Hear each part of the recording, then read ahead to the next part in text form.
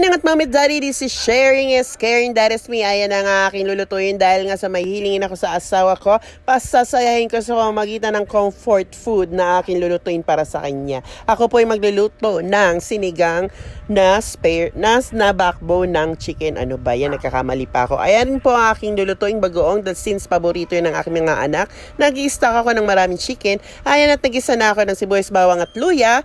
At aking isisikod siya ang manok hanggang sa mawala ang lansa nito. O yummy, diba?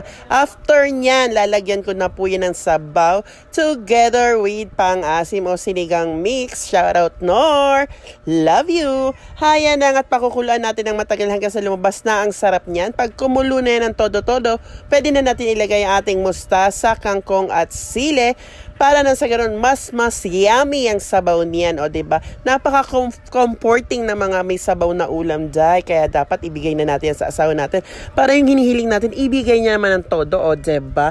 Yan na lang ang tanging paraan para sa ganun makahirit ang mami nyo sa Mr. Kuripot niya. Napaka-yummy niyan dahil yan ay backbone lamang ng chicken pero napaka-yummy ng kinalabasan. So ayan, nagigisa ko niyan ng bagoong ko sa sibuyas, bawang at onting luya. Nilagyan ko po yan ng sugar at suka. Parang sa ganun hindi masyadong maalat ang ating bagoong. Galing pa po yan sa Manawag, binili ng aking anak. So this is sharing, caring. Love you guys!